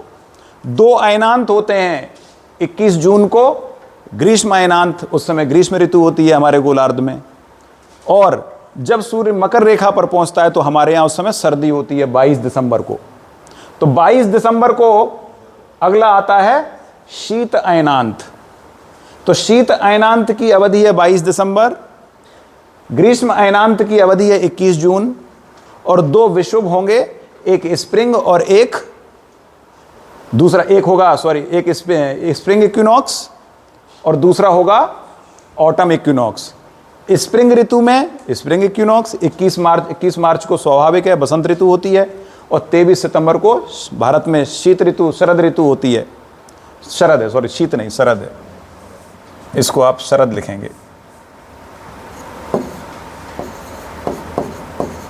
शरद,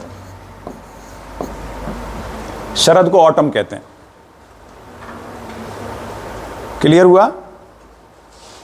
तो ये 4 तिथियां बिल्कुल कंठस्थ याद कीजिएगा आप। तो परीक्षा में प्रश्न पूछा जाएगा कि भारत में हम जहां भी हैं या पूरे भारतवर्ष में ही दिन रात कब बराबर होंगे, तो आप कहोगे जब सूर्य इक्वेटर पे होगा। यानी कौन सी तिथि को? 21 मार्च और 23 सितंबर को दिन रात की अवधियां लगभग बराबर होंगी। और भारत में सबसे बड़ा दिन कब होगा? 21 जून को, जब सूर्य कर्क रेखा पर सीधा होगा, क्योंकि भारत तो कर्क रेखा पर ही है, मध्य प्रदेश से होकर जाती है कर्क रेखा, बिल्कुल मध्य से होकर गुजरती है। इसलिए 21 जून को उत्तरी गोलार्ध में, पूरे ये इक्वेटर के ऊपर का पार्ट ये उत्तरी गोलार्ध है, नॉर्दर्न हेमीस्फीयर है, नीचे का सदर्न हेमीस्फीयर है। तो नॉर्दर्न हेमीस्फीयर में जब सूर्य होगा तो उस समय सबसे बड़ा दिन होगा। तो सबसे बड़ा दिन तब होगा जब सूर्य 21 जून को कर्क रेखा पर होगा। तो सबसे बड़ा दिन यही है। तो जब सबसे बड़ा दिन है तो सबसे छोटी रात है। बड़ा दिन और बड़ी रात में 2 घंटे का फर्क होता है। तो सबसे बड़ा दिन कितने समय का होगा? सबसे बड़ा दिन होगा तो 14 घंटे का होगा। आपने महसूस किया होगा, अभी आ रहा है, अभी ये मई चल रहा है, अभी लगातार दिन की अवधि बढ़ती चली जा रही है। क्यों बढ़ती चली जा रही है? क्योंकि सूर्य हमारे पास में आ रहा है। हम कैंसर पर हैं और सूर्य नीचे से ऊपर की ओर आ रहा है। अभी मई के महीने में सूर्य यहाँ है और ऊपर आएगा तो हमारे पास में आएगा ना, तो हमारे लिए दिन की अवधि बढ़ती चली जाएगी। जब 21 जून को आप देखेंगे तो सूर्य जब उगेगा तो सुबह 5:30 पौने 6 बजे उग जाएगा, और जब अस्त होगा तो 7:30 बजे अस्त होगा। 5:30 पे उगेगा और 7:30 पे अस्त होगा। कितने घंटे हो गए? 14 घंटे हो गए ना। तो लगभग 14 घंटे का दिन होता है 21 जून को। और रात कितनी होगी फिर? 2 घंटे कम हो जाएगी, 10 घंटे की। अंधेरा होगा 10 घंटे के लिए, उजाला होगा 24 घंटे के लिए। ठीक इसी प्रकार जब सूर्य मकर रेखा पर होगा तो दक्षिणी गोलार्ध में दिन की अवधि बड़ी होने लगेगी, और दिन की अवधि यहां सबसे बड़ा दिन होगा दक्षिणी गोलार्ध में। हमारे यहां सबसे छोटी, हमारे यहां सबसे छोटा दिन होगा। हमारे यहां सबसे छोटा दिन होगा उस समय। जैसे 22 दिसंबर को जब सर्दियां चरम पर होती हैं तो आप देखते हो उस समय क्या होता है? सूर्य उदय कब हो रहा है? 7 बजे सूर्योदय हो रहा है, 6:30 7 बजे सूर्योदय हो रहा है, और 7 बजे सूर्योदय हो रहा है और सूर्य अस्त कब हो रहा है? 5-1 बजे अस्त हो जा रहा है। तो उस समय की स्थिति कैसी होती है कि दिन की अवधि केवल कितनी रह जाती है? 10 घंटे की, और 14 घंटे की रात की अवधि होती है। तो हमारे यहाँ उत्तरी गोलार्ध में सबसे बड़ा दिन, सबसे छोटा दिन, अगर आपसे कोई कहे तो सबसे बड़ा दिन जब सूर्य 21 जून को कर्क रेखा पर होगा, और सबसे छोटा दिन जब सूर्य 22 दिसंबर को मकर रेखा पर होगा तो सबसे छोटा दिन होगा। अगर मान लीजिए परीक्षा में प्रश्न ऐसे आ जाए कि ऑस्ट्रेलिया का सबसे बड़ा दिन 22 दिसंबर, नेचुरल है, ऑस्ट्रेलिया नीचे है, मकर रेखा पर है, तो ऑस्ट्रेलिया और भारत में अंतर है ना, ये ऑस्ट्रेलिया है, ये नीचे है। तो जब 22 दिसंबर को सूर्य मकर रेखा पर होगा तो ऑस्ट्रेलिया में सबसे बड़ा दिन होगा।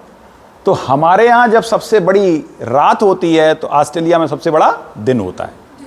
तो डिपेंड करता है कि हम कौन से गोलार्ध की बात कर रहे हैं, उत्तरी गोलार्ध की या दक्षिणी गोलार्ध की। ठीक है, क्लियर है? तो आप इसे ग्लोब पर भी देख सकते हो कि चूंकि हम जानते हैं कि सूर्य का प्रकाश जब उत्तरी गोलार्ध में ज़्यादा होगा तो इस भाग में दिन की अवधि ज़्यादा होगी और नीचे दिन की अवधि कम होगी। एक बार मैं इसी को आपको नेट पे दिखाता हूं तो आपको और समझ में आएगा। तो देखिए विद्यार्थियों,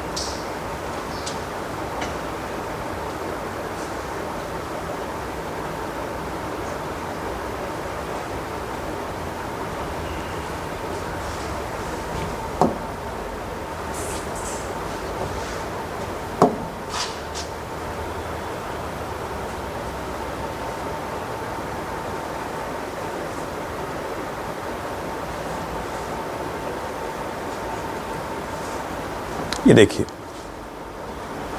ये सामने सूर्य का प्रकाश सीधे पृथ्वी पर पड़ रहा है। पृथ्वी का झुकाव देखिए, पृथ्वी की एक्सिस कहाँ है? ये एक्सिस है ना,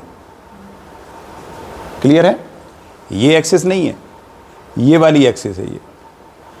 तो पृथ्वी का उत्तरी गोलार्ध सूर्य के ठीक सामने आ रहा है। तो कर्क रेखा कहाँ होगी? ये होगी। और मकर रेखा, ये मकर रेखा होगी। क्लियर है? क्लियर हो गया? देखिए, सूर्य के पास सूर्य का प्रकाश सीधा सनरेज ये आ रही है, कर्क रेखा पर आ रही है। ये अवस्था होगी 21 जून को। जब सूर्य उत्तरी गोलार्ध में प्रकाश ज्यादा बिखेरेगा तो ये प्रकाश उत्तरी ध्रुव से, ये नॉर्थ पोल है, यहां से पीछे की ओर चला जाएगा।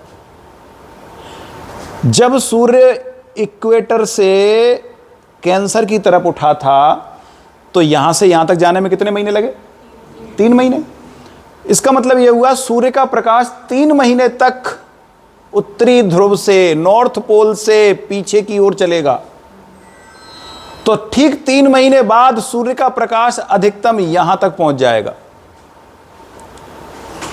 अगले 3 महीने जब सूर्य कर्क रेखा से इक्वेटर की ओर नीचे उतरेगा सूर्य, तो यह प्रकाश भी यहां से सिमटना शुरू करेगा और पीछे आते आते 3 महीने बाद नॉर्थ पोल पर आएगा।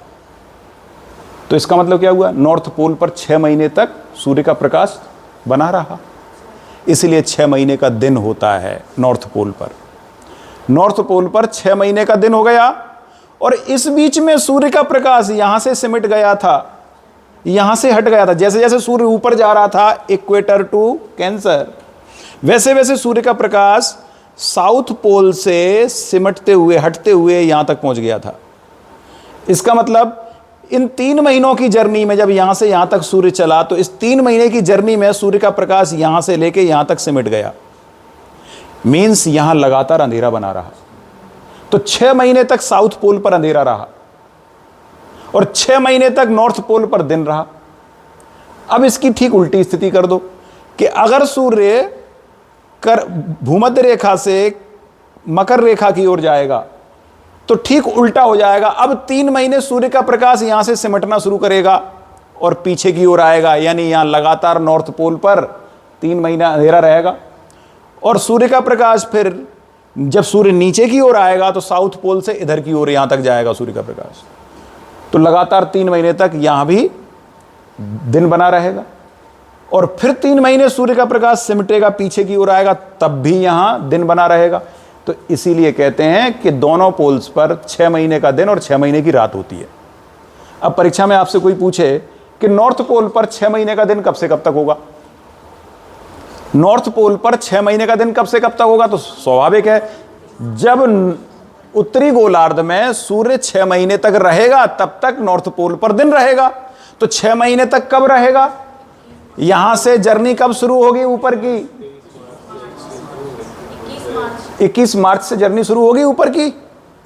तो 21 मार्च के बाद 21 जून और 21 जून के बाद 23 सितंबर। तो 21 मार्च से लेके 23 सितंबर तक सूर्य उत्तरी गोलार्ध में रहेगा, तब तक उत्तरी ध्रुव पर दिन रहेगा 6 महीने का और दक्षिणी ध्रुव पर 6 महीने की रात होगी। क्लियर हुआ?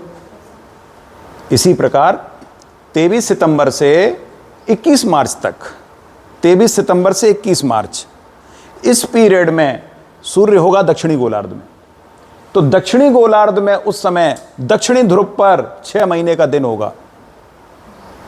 तो जिस हाफ पीरियड में सूर्य जिस गोलार्ध में होगा वहां दिन होगा और जिस गोलार्ध में नहीं होगा वहां रात होगी। तो ये रात कहां होगी, दोनों पोल की बात हो रही है ना। क्लियर हुआ? आपने परीक्षा के दौरान पढ़ा, कभी किताब में पढ़ा होगा कि नॉर्वे को 24 घंटे का सूर्य कहते हैं। 24 घंटे का सूर्य नॉर्वे में दिखाई देता है।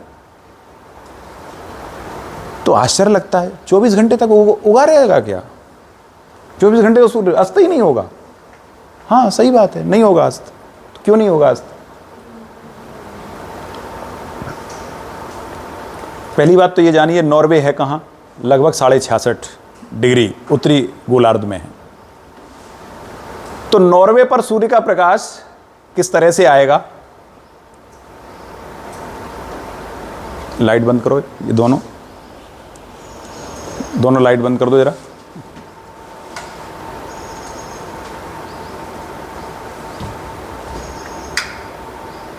ये वहां से बंद होगी।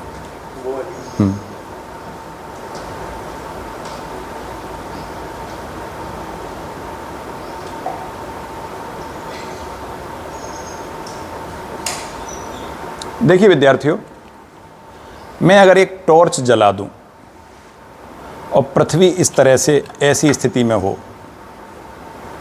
जब सूर्य का प्रकाश उत्तरी गोलार्ध में कर्क रेखा के आसपास सीधा हो, लगभग सूर्य कर्क रेखा पर यहाँ चमक रहा हो, सामने से टॉर्च जलाऊं सीधे यहाँ, तो सूर्य का प्रकाश पीछे तक चला जाएगा और यहाँ सूर्य का प्रकाश दक्षिणी गोलार्ध पर पहुँचेगा ही नहीं, यहाँ तक सिमट कर रह जाएगा। अब आप एक चीज़ देखिए कि अगर सूर्य का प्रकाश पीछे तक जाएगा, 23.5 डिग्री से सूर्य का प्रकाश आगे बढ़ेगा तो लगभग हाफ बॉल को कवर करेगा ना। ये बात मेरी समझ में आ रही है? अगर सूर्य का प्रकाश सीधे कर्क रेखा इक्वेटर पर पड़ेगा तो ऊपर उत्तरी ध्रुव और नीचे दक्षिणी ध्रुव दोनों के पास तक पहुंचेगा, आधी बॉल को कवर करेगा ना। आधे भाग में अंधेरा रहेगा, आधे भाग में उजाला रहेगा। ठीक इसी प्रकार अगर सूर्य कर्क रेखा पर आ जाए सीधा तो यहां से 23.5 डिग्री ऊपर है ना, तो पीछे उत्तरी ध्रुव के 23.5 डिग्री पीछे तक चला जाएगा, क्योंकि 23.5 डिग्री ऊपर से मैं चमका रहा हूं लाइट को, तो वो लाइट का असर 23.5 डिग्री पीछे तक होगा। और 90 में से 23.5 घटा दें तो कितना बचेगा? 66.5। ठीक है, 66.5 ही बचेगा ना अगर 23.5 घटा दें तो 90 में से। इसीलिए उत्तरी ध्रुव के पीछे 23.5 डिग्री तक प्रकाश दिखाई देगा, भले ही पृथ्वी फिर घूमते हुए कहीं भी पहुंचे, क्योंकि 23.5 डिग्री का प्रकाश तो पीछे तक है ना। इसीलिए नॉर्वे जो कि 66 डिग्री पर है, उस दौरान सूर्य का प्रकाश इधर भी होगा, इधर भी होगा, इधर भी होगा, इधर भी होगा, तो नॉर्वे पर 24 घंटे तक सूर्य अस्त ही नहीं होगा। हाँ, बस अंतर इतना जरूर आएगा कि अभी आप पृथ्वी को, जब चूंकि आप इक्वेटर पे हो, आप कैंसर पर हो, तो बड़े आराम से सूर्य को ऊपर अपने देख लेते हो।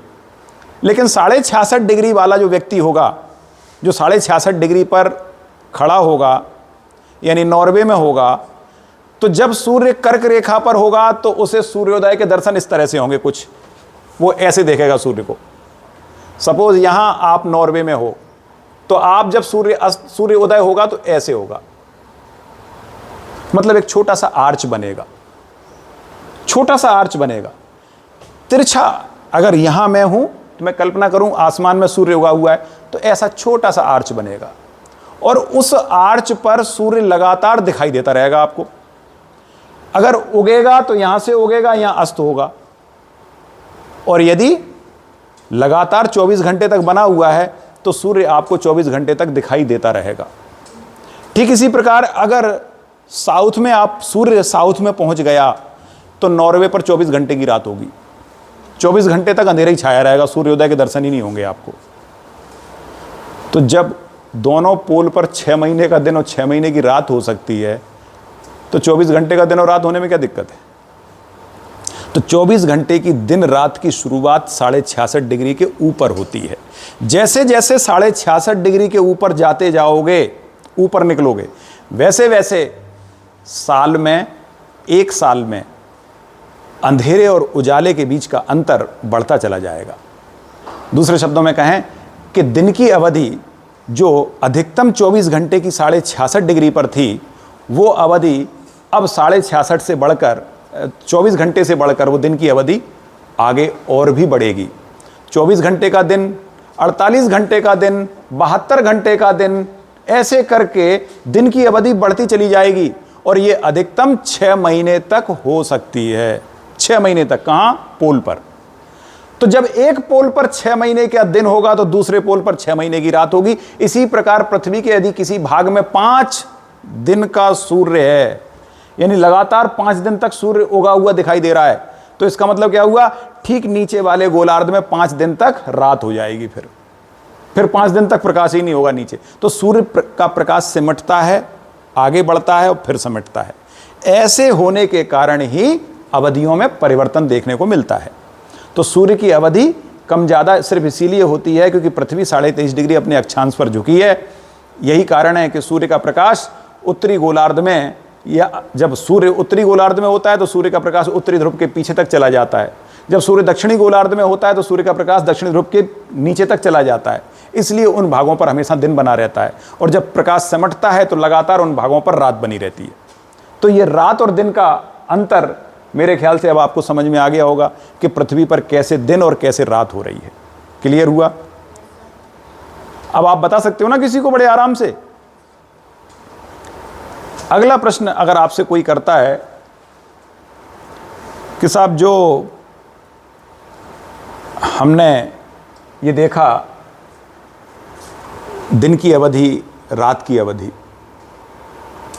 मैं आपसे पूछूं कि बताइए आज 16 मई है, सूर्य कितने डिग्री अक्षांश पर होगा? 16 मई को सूर्य की स्थिति कहां होनी चाहिए?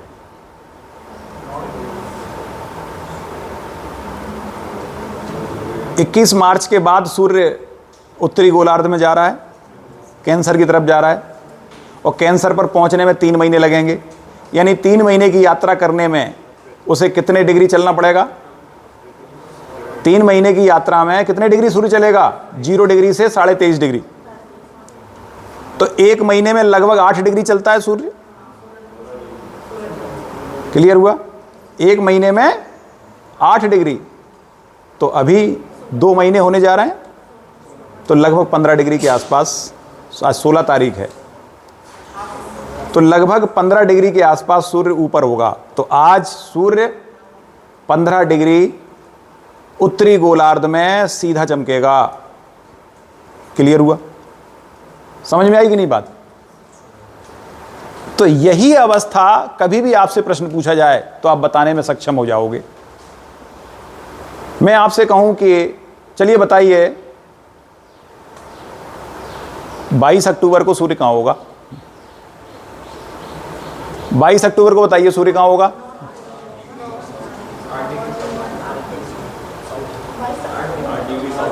आठ डिग्री साउथ में, क्योंकि 23 सितंबर के बाद सूर्य दक्षिणी गोलार्ध में चला जाएगा।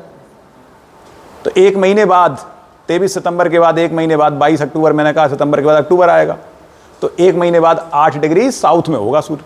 सिंपल। बता सकते हो कि नहीं? बहुत आसान है बताना। तो ये स्थिति होती है, कभी भी अगर आपसे कोई पूछ दे तो आप इस चीज की व्याख्या कर सकते हो। अब एक बात देखिए, अगर सूर्य में हम कर्क रेखा पर हैं और कर्क रेखा के सापेक्ष अगर हम बात करें तो सूर्य का डेविएशन अधिकतम कितने डिग्री का होगा? लाइट जला दो। सूर्य का डेविएशन मैक्सिमम, हम कर्क रेखा पर हैं तो सूर्य अधिकतम कहां तक डेविएट होगा? मकर रेखा तक। तो कर्क से मकर रेखा के बीच का कितने डिग्री का अंतर है? कर्क से मकर रेखा के बीच का अंतर, अरे भाई बताइए ना, 23.5 डिग्री ये है और 23.5 डिग्री ये है, तो यहां से 23.5 और ये 23.5, तो कुल मिला के कर्क और मकर के बीच का डिग्री का अंतर कितना हो गया? 47 हो गया ना? 47। अगर हम कर्क रेखा पर हैं तो सूर्य हमसे अधिकतम डेविएट कहां जाके होगा? मकर रेखा पे। और मकर रेखा पर सूर्य कब होगा? 22 दिसंबर को। तो 22 दिसंबर का जो सूर्य होगा वो उस समय हमारे ऊपर सबसे तिरछी किरणें पड़ेंगी तिरछी। कितने डिग्री का फर्क आ जाएगा? सूर्य हमसे कितने डिग्री डेविएट होगा? कितने डिग्री तिरछा होगा हमसे? 47 डिग्री तिरछा होगा सूर्य हमसे। इसका मतलब यह हुआ कि अगर हम यहां खड़े हैं तो सूर्य की स्थिति कैसी होगी? देखिए आप, ये है एग्जैक्ट 90 डिग्री मेरे सर के ऊपर, ये 90 है और 90 से ये सामने आया, ये मेरा हाथ, ये 0 डिग्री हो गया, ये 90 डिग्री है, तो 47 बीच में होगा, तो सूर्य यहां उगेगा। अगर मैं कहूं कि सूर्य उदय इधर से होता है, 21 जून को सूर्योदय यहां से होता है और सूर्यास्त जाके सीधा ऊपर से आएगा और इधर होगा, तो अगर यहां उदय हो रहा है तो ये वाली दिशा और ये वाली दिशा दोनों में 90 डिग्री का अंतर हो गया, तो 47 डिग्री कहां होगा? इन दोनों के बीच में। तो सूर्य इधर से ना उग के इधर से उगेगा, यहां पीछे साइड, यहां से सूर्य उगेगा और ऐसा जाएगा और ऐसा अस्त हो जाएगा, आपके सर पे आएगा ही नहीं, तिरछा उगेगा, तिरछा तिरछा जाएगा। सर्दियों में प्रैक्टिकल कर लेना अपने घर की छत पे चढ़ के, आप सूर्योदय देखना और सूर्यास्त देखना। विशेष रूप से 22 दिसंबर को सबसे ज़्यादा डेविएशन होगा, तो 47 डिग्री का अंतर पर सूर्य होगा, इस तरह से जाएगा और ऐसे अस्त हो जाएगा, तिरछा तिरछा निकलेगा, तिरछा तिरछा अस्त हो जाएगा। अब स्वाभाविक है, अगर सूर्य की यात्रा इस तरह से हो तो ये पूरा अर्ध सर्कल होगा, सेमी सर्कल होगा ना, तो स्वाभाविक है उसको समय भी ज़्यादा लगेगा अस्त होने में। लेकिन अगर यही सर्कल ऐसा हो जाए तो फिर क्या होगा? फिर ये इसको इतना समय नहीं लगेगा ना, ये कम समय में अस्त हो जाएगा। और फिर ये ऐसा भी नहीं होगा, फिर ये ऐसा होगा, फिर आपको यहां से उगता नहीं दिखाई देगा, फिर ये आपको यहां से उगता दिखाई देगा और ऐसे अस्त हो जाएगा। क्योंकि पहले यहां से उग रहा था ना, तो अब यहां से नहीं उगेगा, अब साइड से उगेगा। साइड से उगेगा तो उतनी डिस्टेंस आपको महसूस ही नहीं होगी। तो साइड से उगेगा और इस तरह से साइड में ही अस्त हो जाएगा, तो केवल 10 घंटे में सूर्य उदय होने के बाद अस्त हो जाएगा। तो इस तरह से सूर्य की यात्रा तिरछी होती है। अगर आप 23.5 डिग्री कर्क रेखा के ऊपर किसी भी देश में जाओगे तो सूर्य कभी सर के ऊपर नहीं आएगा। किसी भी देश में आप जाएंगे तो सूर्य आपको सर के ऊपर नहीं मिलेगा, सूर्य तिरछा मिलेगा। और सूर्य तिरछा मिलेगा तो सूर्य की किरणें तिरछी होंगी तो उनकी इंटेंसिटी कम होगी, उनकी इंटेंसिटी कम होगी तो वहाँ गर्मी कम होगी, वहाँ सर्दियों में अच्छी खासी सर्दी पड़ेगी, क्योंकि सूर्य की इंटेंसिटी ज़्यादा है ही नहीं। सूर्य की इंटेंसिटी तब ज़्यादा होती है अब सूर्य सर के ऊपर हो। कर्क और मकर रेखीय क्षेत्रों में, इन क्षेत्रों में सूर्य की इंटेंसिटी बहुत ज़्यादा होती है, क्योंकि सूर्य लगभग सर के ऊपर ही रहता है। अगर आप इक्वेटर पे हो तो डेविएशन केवल इतना ही तो है, बस 23.5 डिग्री का। तो सूर्य कहाँ होगा? अधिक से अधिक इतना। जो सूर्य सीधा सर के ऊपर से निकल रहा था वो कभी इधर होगा तो कभी इधर होगा, लेकिन ऑलमोस्ट रहेगा तो ऊपर ही। इसीलिए इस भाग में बहुत ज़्यादा गर्मी होती है। इसीलिए इस भाग को उष्ण कटिबंध कहते हैं, ट्रॉपिकल जोन कहते हैं या टॉरिड जोन कहते हैं। टॉरिड या ट्रॉपिकल इंग्लिश में कहते हैं, हिंदी में कहते हैं उष्ण कटिबंध, यानी गर्मी वाला क्षेत्र। ये गर्मी वाला क्षेत्र है। और ये वाला जो क्षेत्र है नीचे, ये वाला क्षेत्र, दोनों पोल्स पर, यहाँ पर हमेशा सर्दी रहती है। जब सर्दियों की स्थिति रहेगी तो स्वाभाविक है, चाहे सूर्य यहाँ हो, चाहे यहाँ हो, चाहे यहाँ हो, लेकिन यहाँ तो सूर्य की किरणें तिरछी ही पड़ने वाली हैं। इसलिए यहाँ प्रायः सर्दियाँ बनी रहती हैं। हमेशा ठंडा क्षेत्र होता है इन दोनों जगहों पर। यहाँ प्रायः बर्फ जैसी जमी रहती है। तो ये शीत कटिबंध कहलाते हैं। इंग्लिश में कहते हैं इनको फ्रिजिड जोन। जहाँ बर्फ जमी हो तो फ्रिजिड। तो ये फ्रिजिड जोन है दोनों। और ये शीत है, ये उष्ण है, ये शीत है, ये उष्ण है, तो बीच का भाग शीतोष्ण। शीत भी है, उष्ण भी है। इंग्लिश में कहते हैं टेम्परेट जोन। तो ये टेम्परेट वो क्षेत्र है जहां ऊपर की सर्दी का असर है और नीचे की गर्मी का असर है, मतलब आधी गर्मी आधी सर्दी मिक्सअप। तो वो कहलाता है शीतोष्ण, सदाबहार मौसम। क्योंकि मौसम इस भाग में भी कठिन है और इस भाग में भी कठिन है। यहां गर्मी गर्मी है, यहां सर्दी नहीं होती। यहां सर्दी सर्दी है, यहां गर्मी नहीं होती। और इस भाग में गर्मी सर्दी दोनों ही बहुत अच्छी होती है। इसीलिए सबसे सुहाना मौसम होता है टेम्परेट क्षेत्र का। इसे कहते हैं शीतोष्ण कटिबंध। तो पृथ्वी पर 3 कटिबंध होते हैं मुख्य रूप से। ग्रीष्म, सबसे पहले उष्ण, उष्ण के ऊपर शीतोष्ण और उसके ऊपर शीत। 3 प्रकार के कटिबंध। तो ये बात आपको मेरे ख्याल से समझ में आ जाएगी। पृथ्वी का एक साइकिल कंप्लीट, इक्वेटर पे जो साइकिल होता है, ये इक्वेटर है। इक्वेटर का जो साइकिल है ये कंप्लीट, ये सबसे बड़ा सर्कल है। तो सबसे बड़ी सरकमफेरेंस होगी। ये सरकमफेरेंस 40,075 किलोमीटर की होती है।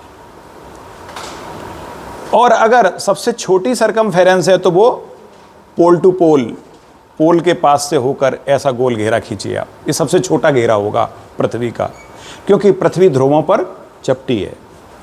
इसलिए पोल टू पोल अगर आप इसकी एक सर्कल बनाएंगे तो वो सर्कल, उसकी सरकमफेरेंस सबसे छोटी होगी। तो जो सबसे छोटी सरकमफेरेंस होती है वो होती है 40,008 किलोमीटर की। सबसे छोटी सरकमफेरेंस और सबसे बड़ी सरकमफेरेंस, या पृथ्वी पर सबसे बड़ा सर्कल और सबसे छोटा सर्कल। तो सबसे बड़ा सर्कल होगा इक्वेटर के पैरेलल और सबसे छोटा सर्कल होगा पोल से होकर जाने वाला। सबसे छोटा सर्कल 40,008 किलोमीटर का है, सबसे बड़ा सर्कल 40,075 किलोमीटर का है। तो पृथ्वी के सबसे बड़े और सबसे छोटे सर्कल में 67 किलोमीटर का अंतर आएगा। क्लियर हुआ? सबसे बड़ा और सबसे छोटे सर्कल में 67 किलोमीटर का फर्क देखने को मिलेगा।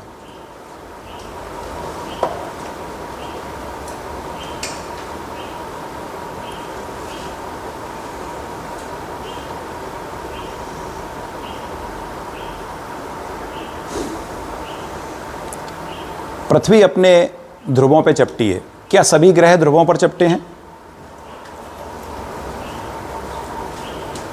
क्या सभी ग्रह ध्रुवों पर चपटे हैं, मेरा प्रश्न। अगला प्रश्न है, ध्रुवों पर चपटे क्यों हैं? ध्रुवों पर चपटे क्यों हैं? दुनिया की कोई बॉडी ऐसी नहीं है जो टोटली गोलाकार हो। कंप्लीट स्फेरिकल शेप में कोई भी अंतरिक्ष की बॉडी नहीं है। सभी बॉडी अपने पोल पर चपटी हैं, कोई कम कोई ज़्यादा। ये चपटापन किस बात पर निर्भर करता है? ये चपटापन इस बात पर निर्भर करता है कि कोई बॉडी अपनी एक्सिस पर कितनी तेजी से रोटेट कर रही है। कल्पना करो, आपने कभी बाल्टी में या टब में पानी को तेज गति से घुमाया, बीच में पानी में गड्ढा हो जाता है, होता है कि नहीं? क्यों होता है? बीच में पानी में गड्ढा क्यों हुआ? आपने तेज गति से घुमाया तो बीच का भाग धंस जाता है अंदर की तरफ, क्योंकि जब पानी को तेज गति से घुमाते हो तो घूमता हुआ कोई भी बॉडी बाहर की ओर अपकेंद्र बल लगाती है। अपकेंद्र बल मतलब सेंट्रीफ्यूगल फोर्स। सेंट्रीफ्यूगल फोर्स जब बाहर की ओर लगेगा तो मैक्सिमम मटेरियल बाहर की ओर जाने की कोशिश करेगा। जब मटेरियल बाहर की ओर जाएगा तो बीच में गड्ढा हो जाएगा।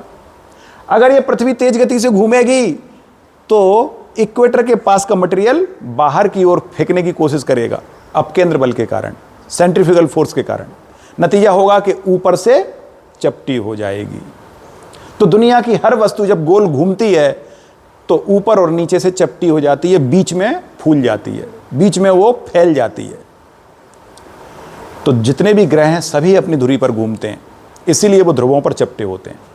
अब अगर आपसे प्रश्न किया जाए कि सबसे ज्यादा चपटा कौन, सभी ग्रहों में सबसे चपटा कौन, तो वो ज्यादा चपटा होगा जिसकी डेंसिटी कम होगी, क्योंकि वो अपने मटेरियल को समेट के नहीं रख पाएगा, कम डेंसिटी के कारण बहुत ज्यादा फैलेगा। शनि की डेंसिटी सबसे कम है, इसलिए वो सबसे ज्यादा फैलेगा। तो सबसे ज्यादा चपटापन अगर किसी ग्रह में पाया जाता है तो वो है सैटर्न। क्लियर हुआ? और सबसे कम चपटा ग्रह अगर परीक्षा में प्रश्न आ जाए तो वो है बुध और शुक्र। ये दोनों सबसे कम चपटे हैं, ऑलमोस्ट गोलाकार हैं, ऑलमोस्ट स्फेरिकल शेप में है।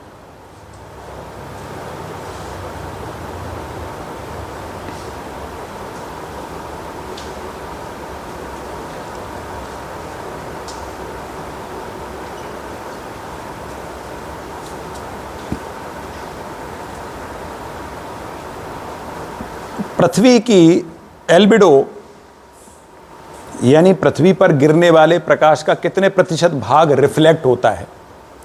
तो पृथ्वी की एल्बिडो 35%, 35%। पृथ्वी की एल्बिडो 35% है। 65% प्रकाश को पृथ्वी एब्जॉर्ब कर लेती है, क्योंकि पृथ्वी पर पानी बहुत ज़्यादा है और पानी में प्रकाश को एब्जॉर्ब करने की प्रवृत्ति होती है। अगर प्रकाश सीधा पानी पर पड़ जाए तो पानी पूरा का पूरा प्रकाश को एब्जॉर्ब कर लेता है। तिरछा प्रकाश पड़ता है तो रिफ्लेक्ट होता है, तो कांच की तरह बिहेव करने लगता है पानी। लेकिन लगातार तेज प्रकाश जब पानी पर गिरता है तो हर समय रिफ्लेक्ट नहीं हो सकता। जो प्रकाश सीधा पड़ेगा वो घुस जाएगा पानी के अंदर, और इसीलिए पानी के द्वारा एब्जॉर्प्शन किए जाने के कारण। दूसरी बात, पृथ्वी पर घने जंगल हैं। जहाँ घने जंगल होते हैं वहाँ प्रकाश का बहुत तेजी से अवशोषण होता है, प्रकाश बहुत तेजी से एब्जॉर्ब होता है, तो वहाँ की एल्बिडो इसीलिए कम होती है। तो पृथ्वी की एल्बिडो 35% है। पृथ्वी पर अगर आपसे कोई पूछे कि सर्वाधिक एल्बिडो वाला क्षेत्र, यानी पृथ्वी का वह भाग जहाँ से प्रकाश मैक्सिमम रिफ्लेक्ट होता है, जहाँ बर्फ जमी हो, जहाँ बर्फ होगी, बर्फ में रिफ्लेक्शन का गुण सबसे ज़्यादा होता है। याद रखना, सर्वाधिक एल्बिडो बर्फ की होती है 95%। 95% प्रकाश को बर्फ रिफ्लेक्ट करती है। चिकनी होती है, स्मूथ होती है और वाइट कलर की होती है। दुनिया में वाइट कलर और चिकनी सरफेस, अगर ये दो चीज़ें हों तो मैक्सिमम लाइट को रिफ्लेक्ट कर देती हैं। इसीलिए बर्फ मैक्सिमम लाइट को रिफ्लेक्ट कर देती है। 95% प्रकाश को रिफ्लेक्ट करती है, केवल 5% प्रकाश ही एब्जॉर्ब होता है बर्फ में। ठीक इसी प्रकार अगर कोई पूछे कि पृथ्वी पर सबसे कम एल्बिडो वाला क्षेत्र कौन सा है, तो बोल देना घने जंगल। जहां घने वन होंगे वहां पर मैक्सिमम प्रकाश एब्जॉर्ब होता है, 95% प्रकाश एब्जॉर्ब होता है, 5% रिफ्लेक्ट होता है। उल्टा होता है, बर्फ और घने जंगलों में बस यही फर्क है। जहां एक और बर्फ की एल्बिडो 95% है, तो वहीं दूसरी ओर वनों की एल्बिडो मात्र 5% है। वो केवल 5% प्रकाश को रिफ्लेक्ट करते हैं, बाकी 95 को एब्जॉर्ब कर लेते हैं।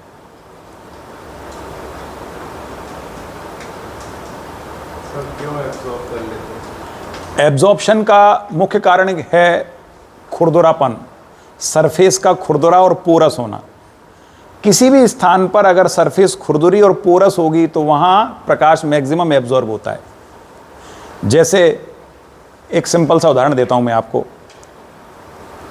अगर आप पत्थर पर चल रहे हो, आप लोग मंदिरों में जाते होगे, चप्पल उतार देनी पड़ती है पहले ही, और फिर नंगे पैर जब पत्थरों पर प्रवेश करते हो तो पैरों में अच्छे खासे छाले तक पड़ जाते हैं, इतना गर्म होता है पत्थर। तो अगर आपको वहाँ पर पत्थर पर चलने के लिए कहा जाए तो आप किस पत्थर पर पैर रखना पसंद करोगे? थोड़ा कॉमन सेंस आपको यहाँ लगाना है। हमें ऐसे पत्थर, वहाँ बहुत सारे पत्थर बिछे हुए हैं और आपसे कहा जा रहा है कि इस पत्थर पे चल के आप जाइए और वो अच्छे खासे गर्म है, पैर में छाले पड़ना तय है। तो अगर आपने फिजिक्स पढ़ी है तो आप सबसे पहले उस पत्थर का चुनाव करोगे जो वाइट कलर का है। वाइट कलर का हो और स्मूथ हो, शाइनी हो। नतीजा क्या होगा? वो मिनिमम प्रकाश को एब्जॉर्ब करेगा, मैक्सिमम को रिफ्लेक्ट कर देगा। तो जब मिनिमम को एब्जॉर्ब करेगा तो वो कम गर्म होगा। और डार्क कलर का है, काला है और वो भी रफ सरफेस है, तो मैक्सिमम लाइट को एब्जॉर्ब करेगा, सबसे ज्यादा गर्म होगा। तो चलते समय ये हमारा पागलपन कहलाएगा कि हम काले पर पांव रख के निकल रहे हैं। काले पर पांव रख के नहीं निकलना है, सफेद ब्राइट पत्थर जो हो और जो स्मूथ हो उस पर पांव रख के निकल जाइए आप, आपके पांव में छाले नहीं पड़ेंगे। तो फिजिक्स का पढ़ा हुआ विद्यार्थी यहां पर मैदान मार ले जाएगा, बिना छाले के और पत्थरों से आराम से गुजर जाएगा, उसको कोई दिक्कत नहीं होगी। और दूसरा वाला 10 बार खुजलाएगा पांव को, अरे यार मरे जा रहे हैं, जले जा रहे हैं। क्यों भैया, तुमने फिजिक्स नहीं पढ़ी थी ना, इसलिए तुम जले जा रहे हो। हमने फिजिक्स पढ़ी थी, देखो हम आराम से निकल गए। तो एक प्रकार का ये भी हम कह सकते हैं अपनी शेखी बघारने के लिए, देखा हम चल के आ गए, हमें तो कुछ नहीं हुआ, तुम्हारे छाले पड़ गए। इसका मतलब हमारे पैर बहुत स्ट्रांग हैं। पैर स्ट्रांग नहीं है, माइंड स्ट्रांग है। आपको पता था कि किस पत्थर पर रख के निकलना आसान हो जाएगा। तो जब जंगलों में सूर्य का प्रकाश पहुंचता है, घने जंगलों में, तो पत्तियों के बीच में गैप होता है ना, पत्तियों के बीच में कुछ तो गैप होगा ना, एकदम स्मूथ सरफेस तो नहीं होती ना। तो जो गैप होता है उसमें प्रकाश घुस जाता है। और पत्तियां एकदम चिकनी नहीं होती। पत्तियां चिकनी कहां होती हैं? पत्तियां बहुत ज्यादा चिकनी कहां होंगी?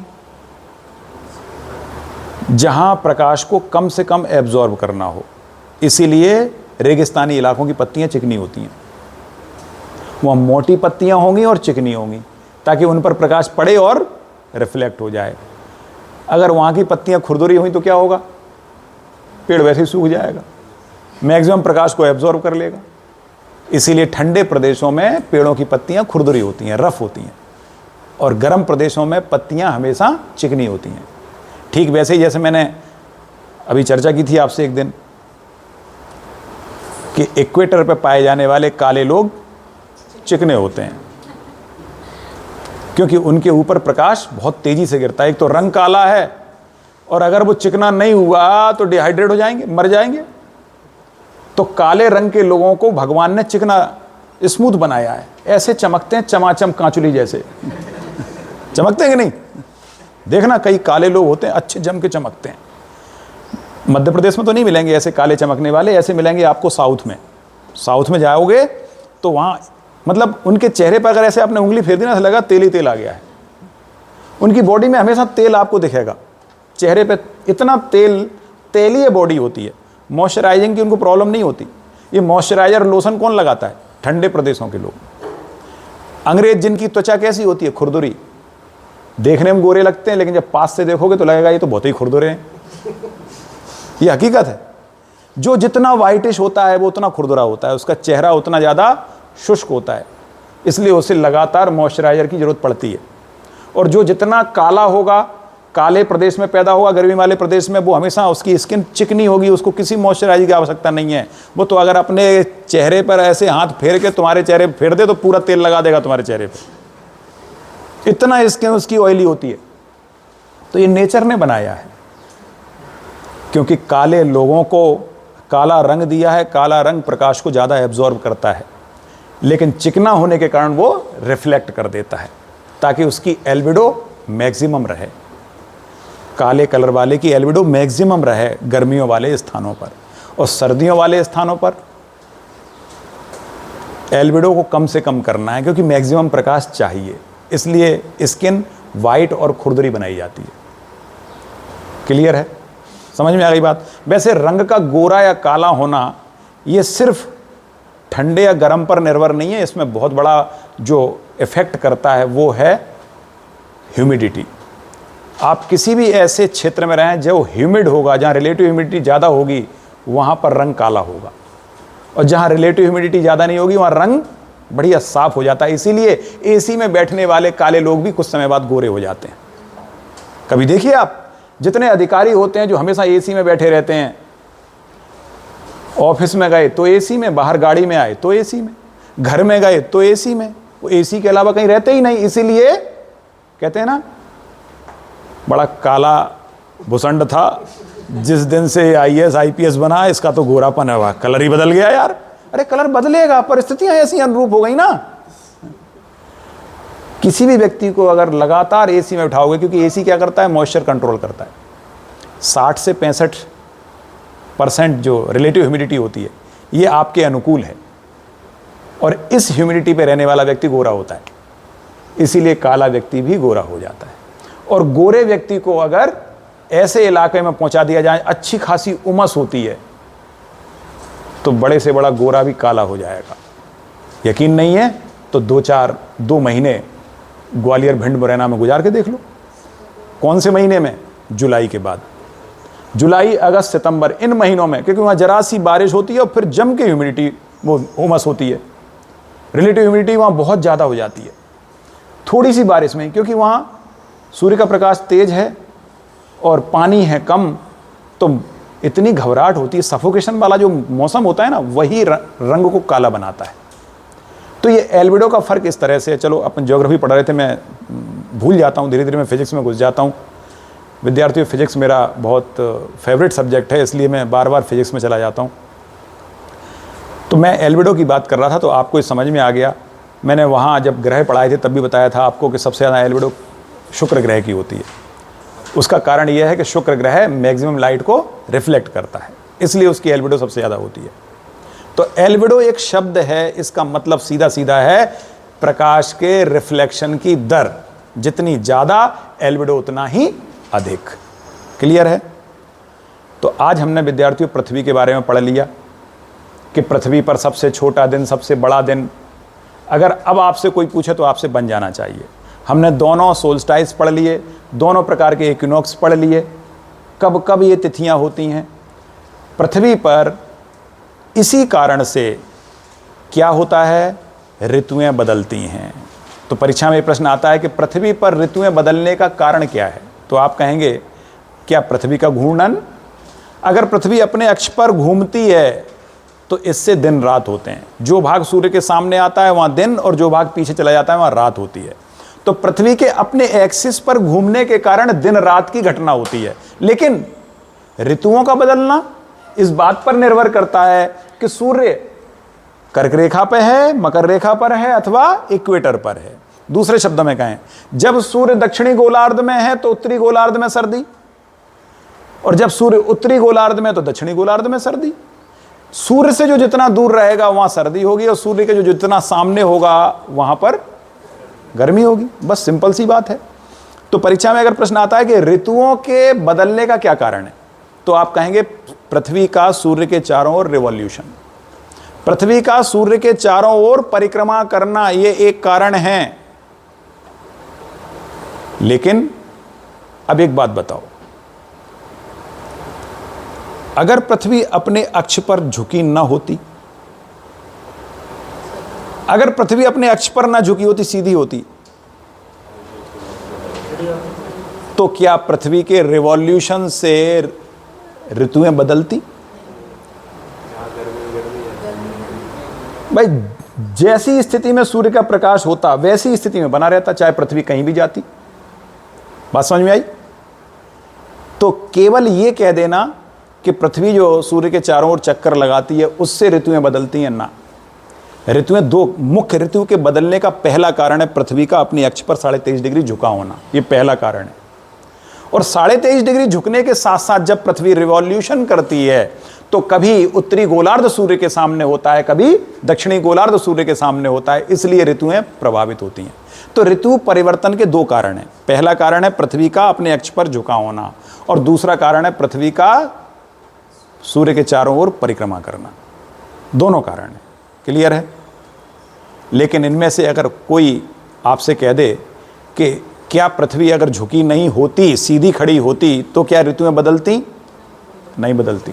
भले ही घूमती तो भी नहीं बदलती। अब यदि कोई आपसे कहे कि यदि पृथ्वी रिवॉल्यूशन ना करती, अपने ही जगह पर खड़ी रहती, अपनी ही जगह पर खड़ी रहती और सूर्य सामने होता, यहीं गोल घूमती रहती और सूर्य सामने होता, तो क्या ऋतुएं होती? पृथ्वी रिवॉल्यूट ना करती, यानी सूर्य के चारों ओर ना घूमती, केवल ऐसी खड़ी रहती, तो फिर क्या होता? एक तरफ गर्म रहता है पृथ्वी, एक तरफ ठंडी होती और हम अंदर चले आते हैं। बताइए क्या होता? अरे भाई ये पृथ्वी है आपकी, ये पृथ्वी यहीं है, यहां से नहीं हिल रही और सूर्य सामने है। तो देखिए आप, अगर मैं इसको घुमाऊं तो क्या हो रहा है? जितनी अवधि ऊपर है सूर्य की, उतनी जितनी अवधि ऊपर है, चाहे भले ये झुकी होती, 23.5 डिग्री झुकी हुई है, तो ऐसे में सूर्य का प्रकाश नीचे वाले गोलार्ध में ज्यादा है, ऊपर वाले में कम है। ठीक है? और ये अगर घूमती तो नीचे वाले गोलार्ध में हमेशा सूर्य का प्रकाश ज्यादा बना रहता, ऊपर हमेशा कम बना रहता, लेकिन ऋतुओं में कोई परिवर्तन नहीं होता, क्योंकि जितना प्रकाश नीचे है वो हमेशा उतना ही रहता, उसमें कोई परिवर्तन ही नहीं हो रहा। नतीजा क्या होगा? ऋतुएं नहीं होंगी। अगर पृथ्वी अपने जगह पर स्थिर होगी तो उससे ऋतुएं नहीं होंगी, इसलिए पृथ्वी का रिवॉल्यूट होना जरूरी है। पहली बात क्लियर हुआ? लेकिन दूसरी बात क्या कही? अगर ये झुकी हुई ना होती तो रिवॉल्यूट होने से भी ऋतुएं ना होती, क्योंकि अगर ये झुकी हुई ना होती, सीधी होती, सीधी होती और इस तरह से जाती, सूर्य के चारों ओर ऐसे घूमती, नतीजा क्या होता कि हर समय सूर्य का प्रकाश जितना उत्तरी गोलार्ध में होता उतना ही दक्षिणी गोलार्ध में होता, तो अभी ऋतुएं नहीं होती। क्लियर हुआ? अब ऑब्जेक्टिव प्रश्न ऐसे बनेगा आपसे कि किस स्थिति में पृथ्वी पर ऋतुएं नहीं बदलती, तो ऑप्शन दिए रहेंगे आपको इसी तरह से। यदि पृथ्वी स्थिर होती, यदि पृथ्वी ना घूमती, रिवॉल्यूट ना करती, यदि पृथ्वी रोटेट ना करती, यदि पृथ्वी 23.5 डिग्री झुकी ना होती, ऐसे करके ऑप्शन दिए जाएंगे और फिर पूछा जाएगा कि किस स्थिति में ऋतुएं ना होती, तो आंसर में रहेगा यदि पृथ्वी 23.5 डिग्री झुकी हुई ना होती, नंबर 1। दूसरा, अब अगला प्रश्न है कि यदि पृथ्वी 23.5 डिग्री झुकी हुई है लेकिन रिवॉल्यूट नहीं कर रही है, तो क्या ऋतुएं होती? तो भी नहीं होती। ठीक है? 23.5 डिग्री झुकी है लेकिन रिवॉल्यूट नहीं कर रही है, तो भी ऋतुएं नहीं होंगी। जितना प्रकाश ऊपर पड़ रहा है उतना ऊपर, जितना नीचे पड़ रहा है उतना नीचे रहेगा। और यदि पृथ्वी झुकी हुई ना होती और रिवॉल्यूट करती, तो भी ऋतुएं नहीं होती। तो ऋतु होने के लिए क्या जरूरी है? पृथ्वी का 23.5 डिग्री झुका होना और पृथ्वी का सूर्य के चारों ओर परिक्रमा करना। ये दोनों फैक्टर एक साथ लागू होंगे, तब ऋतुओं के होने की संभावना बनेगी। हुआ क्लियर? तो ऋतुएं बदलने के लिए दोनों चीजें एक साथ होनी चाहिए। पृथ्वी का सूर्य के चारों ओर परिक्रमण भी होना चाहिए और पृथ्वी का 23.5 डिग्री अपने अक्ष पर झुका हुआ भी होना चाहिए। जब दोनों एक साथ होंगी तो ही ऋतुएं होंगी, अन्यथा ऋतुएं नहीं होंगी। क्लियर है? तो विद्यार्थियों, आज का लेक्चर हम यहीं समाप्त करते हैं। मैं आशा करता हूं काफ़ी चीज़ें आपकी क्लियर हुई होंगी। आप इसी तरह से वीडियो देखते रहें और आपको धीरे धीरे करके ज्योग्राफी काफ़ी हद तक क्लियर हो जाएगी। जय हिंद।